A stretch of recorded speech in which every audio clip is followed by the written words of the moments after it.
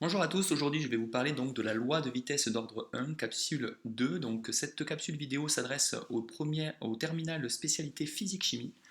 Vous devez absolument tout noter en rouge. Cette capsule est très importante parce qu'elle permet d'aborder des points très importants sur la loi de vitesse d'ordre 1 et d'être totalement serein par rapport aux exercices. Je vous propose de commencer donc tout de suite cette capsule, donc notez tout en rouge sur votre feuille double. On va commencer par établir l'équation de la réaction suivante. Donc on a une réaction où A donne B et où alpha est le coefficient stoichiométrique et bêta est le coefficient stoichiométrique. Donc c'est une réaction totalement hypothétique. Et de la même manière qu'en mécanique, une vitesse instantanée d'apparition B peut s'écrire sous la forme, donc il est très important de la voir comme si on va faire des analogies entre la chimie et la mécanique que nous avons déjà étudiées sur la vitesse notamment. En fait, la vitesse d'apparition du produit B ici est égale à tout simplement la concentration de B à l'instant I plus 1 moins la concentration de B à l'instant I moins 1 sur deux taux ou encore TI plus 1 moins TI moins 1.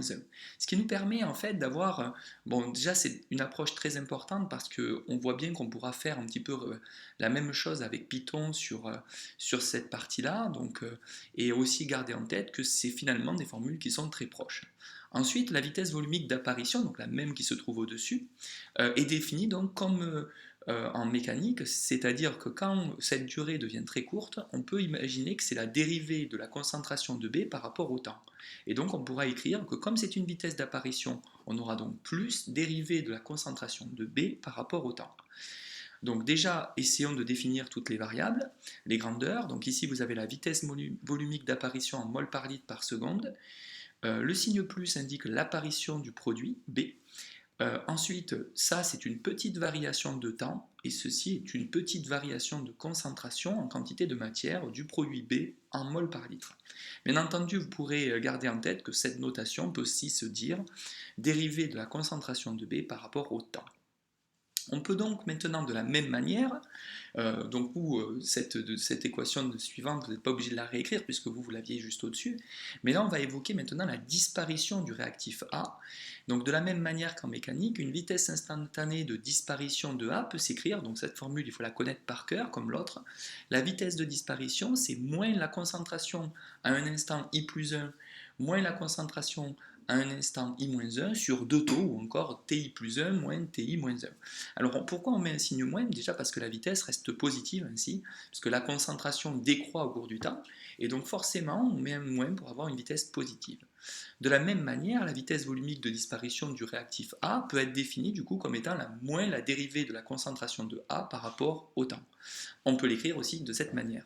Donc on peut donc rappeler toutes les grandeurs. Ici vous avez la vitesse volumique de disparition de A en mol par litre par seconde. Ici vous avez le signe moins qui indique la disparition. Ici vous avez une petite variation de temps en secondes. Et ici une petite variation de la concentration en quantité de matière du produit, alors ici du réactif, pardonnez-moi, en mol par litre. Donc tout ça, évidemment, à connaître parfaitement.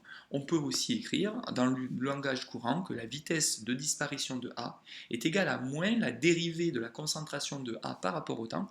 Comme la fonction A est décroissante, la dérivée serait négative, avec le signe moins, ça devient positif.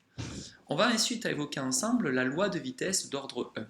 Donc la loi de vitesse d'ordre 1, c'est un exercice qu'on va retrouver très souvent C'est un exercice qu'on va retrouver de manière très importante en exercice. Donc par définition, si l'évolution d'une concentration suit une loi de vitesse d'ordre 1, alors la vitesse est directement proportionnelle à la concentration en quantité de matière.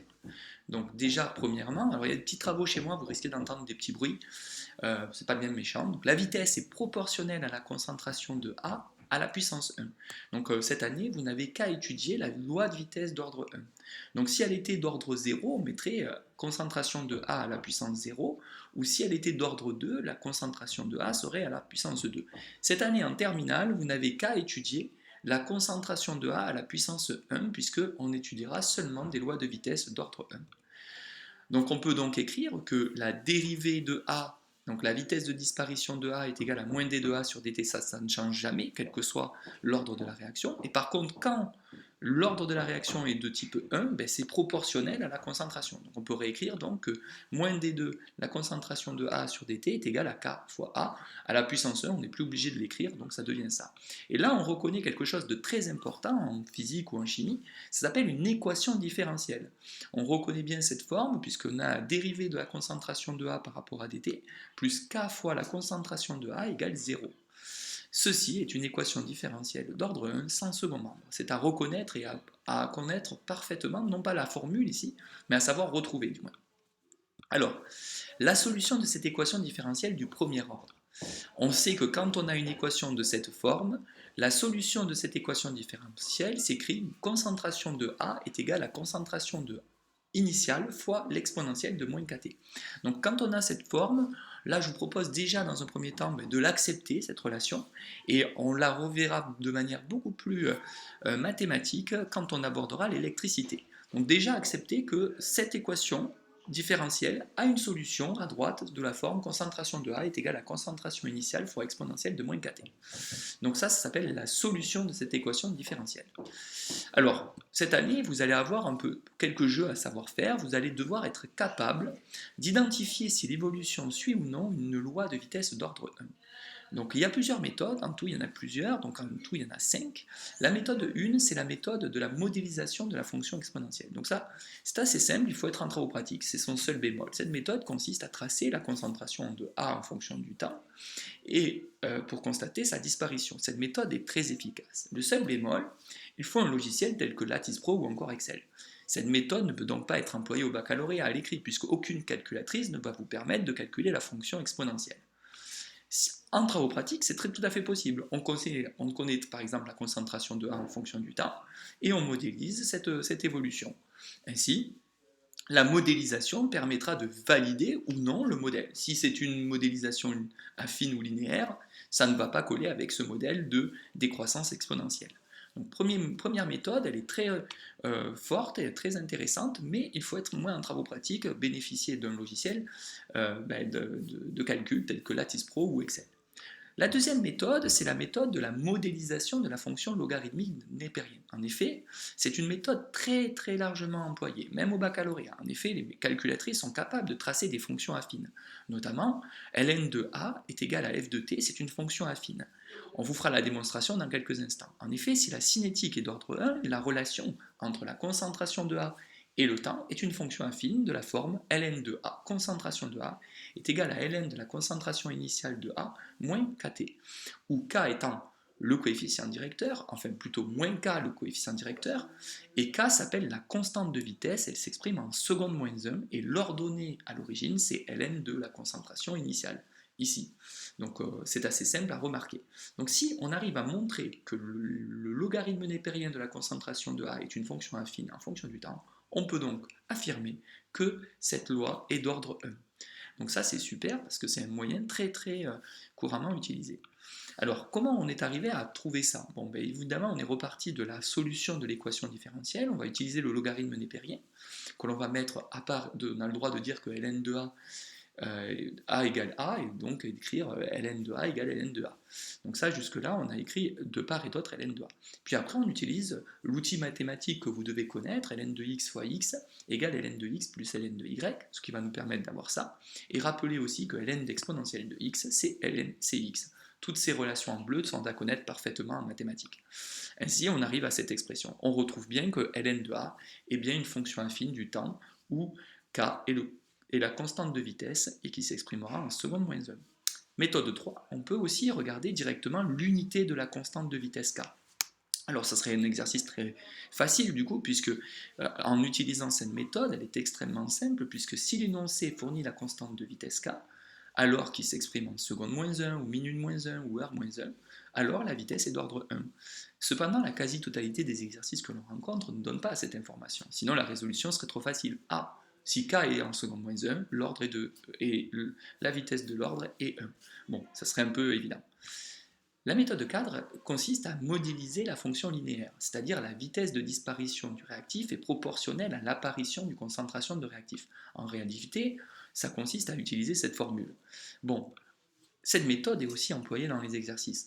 Cependant, il faut savoir que cette relation est très facile à tracer sur calculatrice, mais expérimentalement, en réalité, elle est très fastidieuse à mettre en œuvre et il est difficile de l'utiliser.